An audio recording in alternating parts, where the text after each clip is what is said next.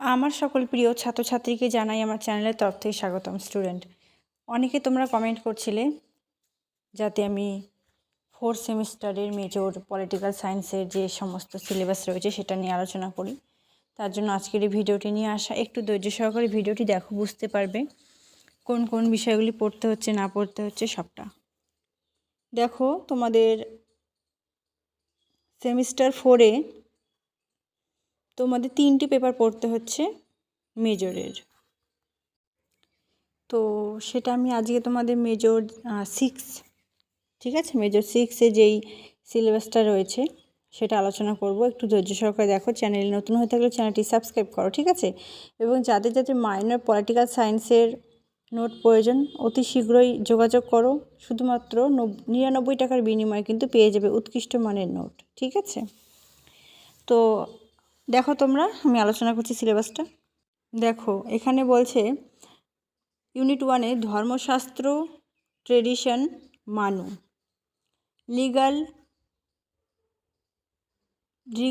legal texts in the Manusmriti. তারপর Arthashastra, tradition, Kautilya, theory of state. Unit 2-তে main features of medieval Indian political thought, Abdul Fazal monarchy. Unit 3 Rammohan Roy, liberalism, Pandit Ramabai, women's right and national questions, Rabindranath Tagore, nationalism, M K. Gandhi, Satyagraha. Unit 4-এ আছে।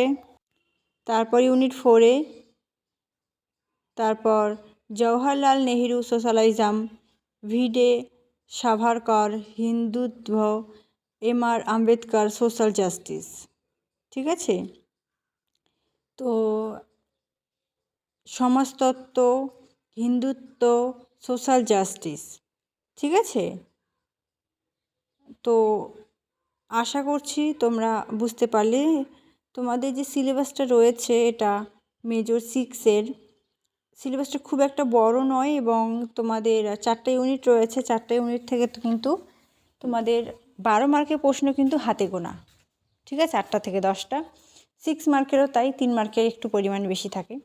তো আমি আলোচনা করব সবটা আলোচনা করব ধীরে ধীরে। তোমরা চ্যানেলের সাথে যুক্ত থাকো, পেয়ে যাবে সবটা। তো ভিডিওটি কেমন লাগলো কমেন্ট করে জানাও, বন্ধুদের সাথে শেয়ার করো। অন্য কোন সাবজেক্টে তোমাদের সিলেবাস সাজেশনের প্রয়োজন আছে সেটা কমেন্ট করে জানাও। Thanks for watching after all. Thank you সকলকে।